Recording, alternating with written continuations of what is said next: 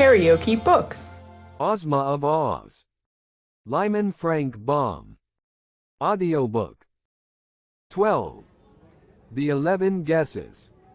Hearing this condition imposed by the Gnome King, Ozma became silent and thoughtful, and all her friends looked at her uneasily.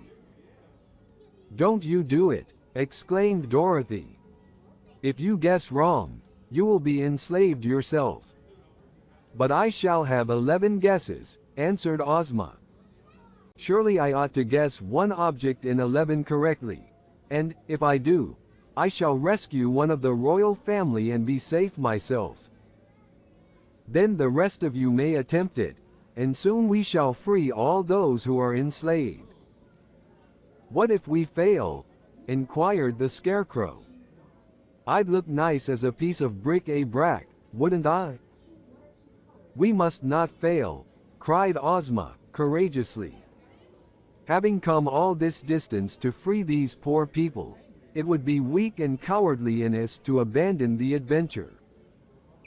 Therefore I will accept the Gnome King's offer, and go at once into the royal palace." "Come along, then, my dear," said the king, climbing down from his throne with some difficulty, because he was so fat. "I'll show you the way." He approached a wall of the cave and waved his hand. Instantly an opening appeared, through which Ozma, after a smiling farewell to her friends, boldly passed.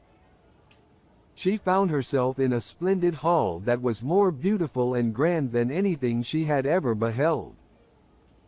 The ceilings were composed of great arches that rose far above her head, and all the walls and floors were of polished marble exquisitely tinted in many colors. Thick velvet carpets were on the floor and heavy silken draperies covered the arches leading to the various rooms of the palace. The furniture was made of rare old woods richly carved and covered with delicate satins, and the entire palace was lighted by a mysterious rosy glow that seemed to come from no particular place but flooded each apartment with its soft and pleasing radiance. Ozma passed from one room to another, greatly delighted by all she saw. The lovely palace had no other occupant, for the Gnome King had left her at the entrance, which closed behind her, and in all the magnificent rooms there appeared to be no other person.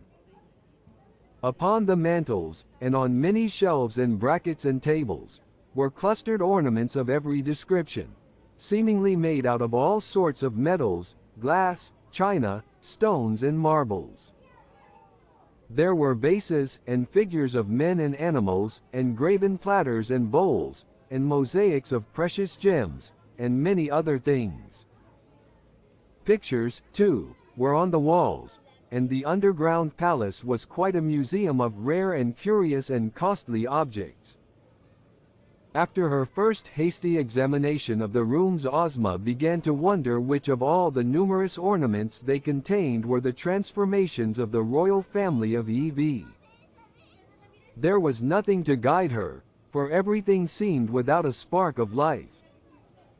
So she must guess blindly, and for the first time the girl came to realize how dangerous was her task, and how likely she was to lose her own freedom in striving to free others from the bondage of the Gnome King. No wonder the cunning monarch laughed good-naturedly with his visitors, when he knew how easily they might be entrapped. But Ozma, having undertaken the venture, would not abandon it. She looked at a silver candelabra that had 10 branches, and thought, "This may be the Queen of Ev and her 10 children." So she touched it and uttered aloud the word, "Ev," as the Gnome King had instructed her to do when she guessed. But the candelabra remained as it was before. Then she wandered into another room and touched a china lamp, thinking it might be one of the children she sought. But again she was unsuccessful. 3 guesses, 4 guesses, 5, 6, 7, 8, 9 and 10 she made, and still not one of them was right. The girl shivered a little and grew pale even under the rosy light, for now but one guess remained, and her own fate depended upon the result. She resolved not to be hasty, and strolled through all the rooms once more, gazing earnestly upon the various ornaments and trying to decide which she would touch. Finally, in despair, she decided to leave it entirely to chance. She faced the doorway of a room, shut her eyes tightly, and then, thrusting aside the heavy draperies, she advanced blindly with her right arm outstretched before her. Slowly, softly she crept forward until her hand came in contact with an object upon a small round table. She did not know what it was, but in a low voice she pronounced the word, "EV." The rooms were quite empty of life after that. The Gnome King had gained a new ornament. For upon the edge of the table rested a pretty grasshopper, that seemed to have been formed from a single emerald. It was all that remained of Ozma of Oz. In the throne room just beyond the palace, the Gnome King suddenly looked up and smiled. "Next," he said, in his pleasant voice. Dorothy, the Scarecrow, and the Tin Woodman, who had been sitting in anxious silence, each gave a start of dismay and stared into one another's eyes. "Has she failed?" asked Tick-Tock. "So it seems," answered the little monarch, cheerfully. "But that is no reason one of you should not succeed. The next may have 12 guesses, instead of 11, for there are now 12 persons transformed into ornaments." "Well, well. Which of you goes next?" "I'll go," said Dorothy. "Not so," replied the Tin Woodman. "As commander of Ozma's army, it is my privilege to follow her and attempt her rescue." "Away you go, then," said the Scarecrow. "But be careful, old friend." "I will," promised the Tin Woodman.